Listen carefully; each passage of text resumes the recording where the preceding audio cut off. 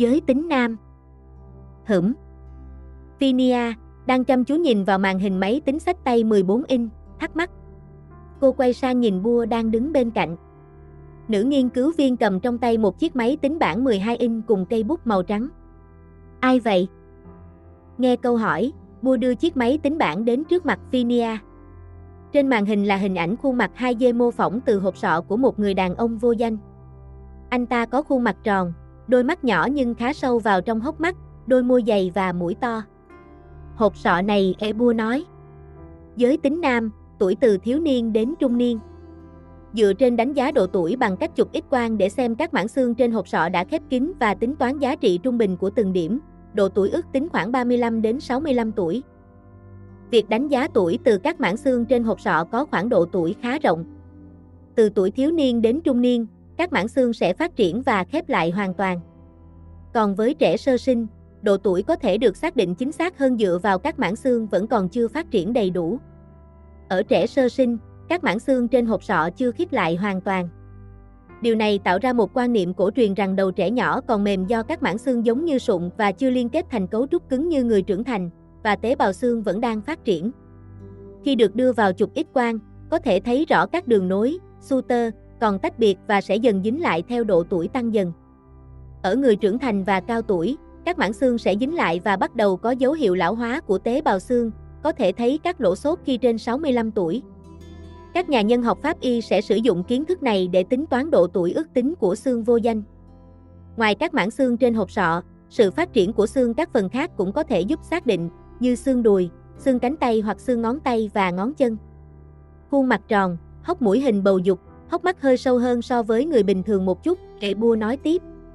Qua chụp X-quang, thấy xương hàm dưới bị gãy làm lệch hàm khoảng 1 cm so với mặt phẳng thẳng đứng ở giữa mặt, Mitsagitan Pelan, về phía bên phải, cô tạm dừng suy nghĩ và tiếp tục. Từ tất cả thông tin này, có thể kết luận. Mongoloid, nữ trợ lý ngắt lời. Đã đoán trước rồi. Tôi đã điều chỉnh độ lệch của hàm theo từng milim, người còn lại nói. Gạch đến mòn cả đầu bút rồi, cho tôi xin tiền mua bút mới đi, vừa lười ngủ vừa keo kiệt nữa, giọng người phê duyệt ngân sách của viện nói. 5 ngày làm thế nào làm được? Không phải tôi đâu, máy tính nó tính giúp. Tiền bản quyền phần mềm bằng lương của tôi 5 tháng đấy, nên nó phải nhanh và tốt hơn tự tay tôi làm chứ. Cô nở nụ cười khô với người kia. Nhưng để làm được, ngồi đắn đo cả buổi đến đau cả vai, phải vẽ các lớp cơ chính xác, sợ để máy ngẫu nhiên sẽ không đúng.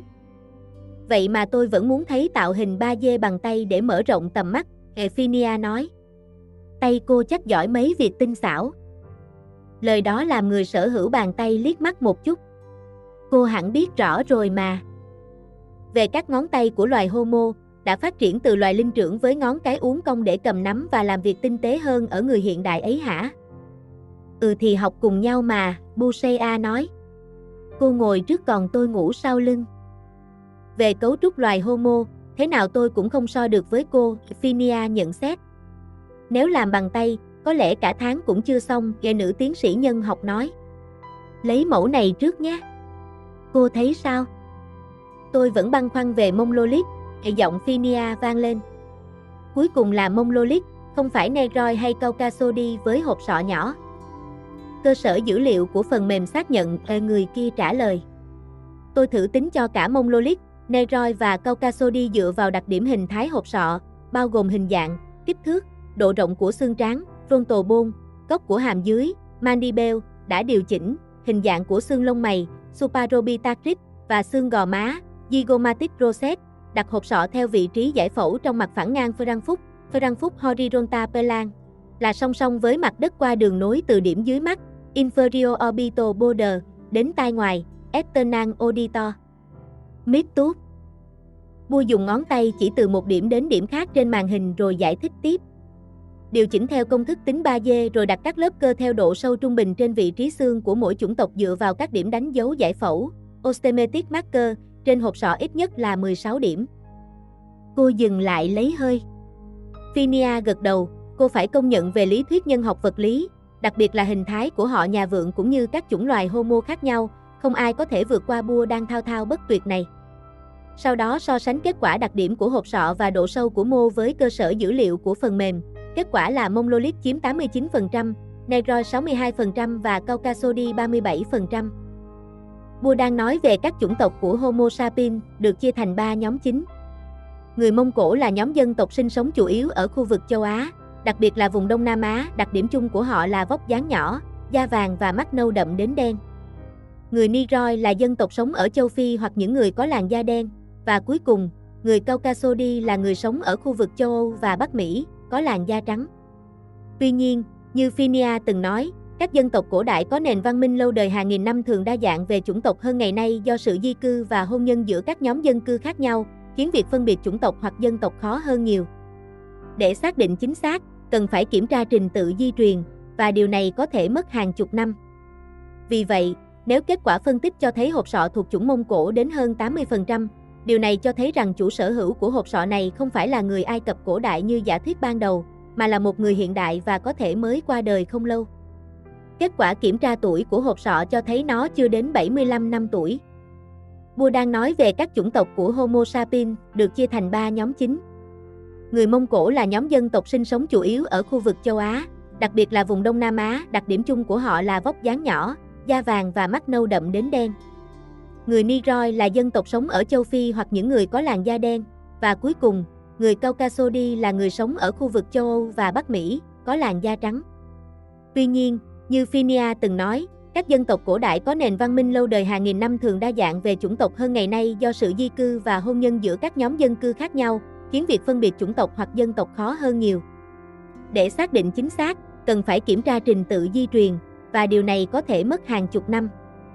Vì vậy, nếu kết quả phân tích cho thấy hộp sọ thuộc chủng Mông Cổ đến hơn 80%, điều này cho thấy rằng chủ sở hữu của hộp sọ này không phải là người Ai Cập cổ đại như giả thuyết ban đầu, mà là một người hiện đại và có thể mới qua đời không lâu. Kết quả kiểm tra tuổi của hộp sọ cho thấy nó chưa đến 75 năm tuổi. Bua nói tiếp, tôi đã tính toán thêm theo lời bạn, rằng một số người Ai Cập cổ đại có dòng máu lai, nên tôi thêm các yếu tố châu Âu, Trung Mỹ, châu Phi hoặc Trung Đông vào phân tích. Kết quả cho thấy các yếu tố này chỉ chiếm không đến 20%, nên có thể loại trừ. Tôi kết luận rằng đây không liên quan gì đến xác ướp Ai Cập. Kết quả từ máy chụp X-quang cho thấy hộp sọ này còn khá mới, và người này có thể đến từ khu vực chúng ta, nếu không phải từ đất nước chúng ta thì cũng là từ quốc gia láng giềng. Vì ban đầu thấy có xác ướp và có cả quyển sách tử nên đã tập trung vào đó, không nghĩ đến yếu tố khác, Phinia nói, trong khi Bua gật đầu đồng tình. Ai mà ngờ lại có người làm điều như thế này. Chỉ cần thấy xác ướp trong vụ rơi máy bay là đã đủ kỳ lạ rồi, thì giọng đều đều của trưởng phòng thí nghiệm nói, để gọng kính lên sống mũi. Thông tin mới khiến Phinia thở dài nặng nề, thật tệ. Cô ấy nhìn sang Bua. Đừng vội lo lắng. Tôi chỉ mới bắt đầu. Giọng nói nhỏ nhẹ khiến Phinia quay lại nhìn, tôi có linh cảm không hay nên đã thử thêm các yếu tố về dân tộc địa phương, tính toán lại và so sánh với các mẫu hộp sọ Đông Nam Á trong cơ sở dữ liệu. Bạn có đoán được khoảng tin cậy là bao nhiêu không?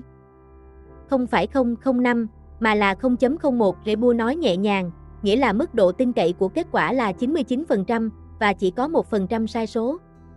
Nếu kết quả chính xác như vậy, thì vụ này có vẻ phức tạp rồi, hộp sọ này dường như là của một người địa phương, không liên quan gì đến xác ướp Ai Cập cả.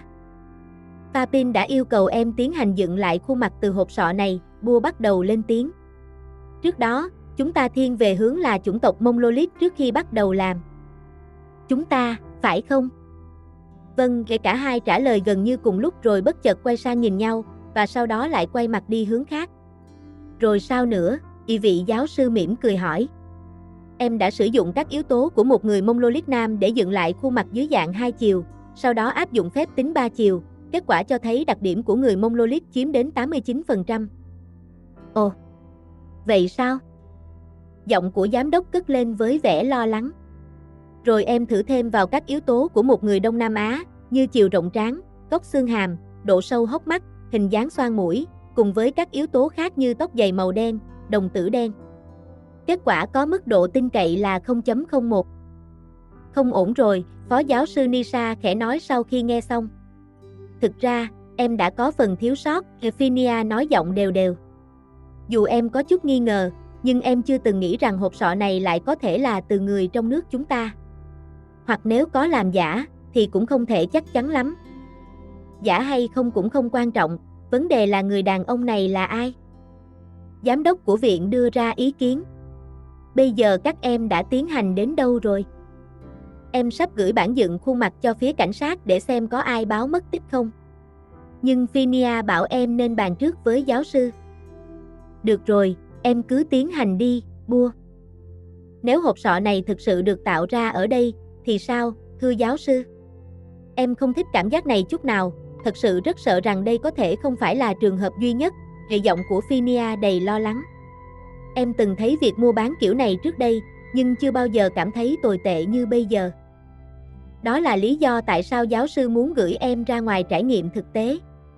Không chỉ để học, mà những gì em trải qua sẽ dạy cho em cách đối phó với những tình huống như thế này, giáo sư mỉm cười tự hào với học trò của mình. Thấy chưa, những việc như thế này lại gần gũi với chúng ta hơn ta nghĩ. Em nghĩ em đã hiểu, Phinia đáp. Giáo sư cũng nghĩ rằng có thể chúng ta sẽ gặp những tình huống như thế này ở đất nước mình. Thật sao? Nữ trợ lý giám đốc hỏi. Với tư cách là một nhà nhân chủng học, nó thực sự chạm đến tâm hồn chúng ta. Đúng vậy, lần này là Busea lên tiếng sau khi lắng nghe một lúc. Giờ chúng ta sẽ tiếp tục thế nào, thưa giáo sư? Phinia hỏi thêm. Chuyển thông tin cho cảnh sát trước, xem họ có tìm ra được gì không. Trong khi đó, giáo sư sẽ hỏi thêm từ những người khác xem có ai biết về chuyện này không. Hai cựu nghiên cứu sinh tiến sĩ cùng gật đầu. Về danh tính các nạn nhân trong vụ rơi máy bay, chúng ta đã xác định được 8 người rồi, còn 7 người vẫn chưa xác định, nữ trợ lý giám đốc báo cáo. Có một trường hợp có dấu vết bị thương, nhưng cảnh sát chưa kết luận vì chưa tìm thấy vũ khí. Được rồi, giáo sư đã hiểu, phó giáo sư Nisha đáp. Nếu lúc nào giáo sư không có mặt, Phinia sẽ phụ trách. Nếu Phinia không có mặt, Bua sẽ chịu trách nhiệm. Dạ, thưa giáo sư, Bua đáp. Còn Phinia thì gật đầu. Vậy thì, chúng em xin phép, giáo sư.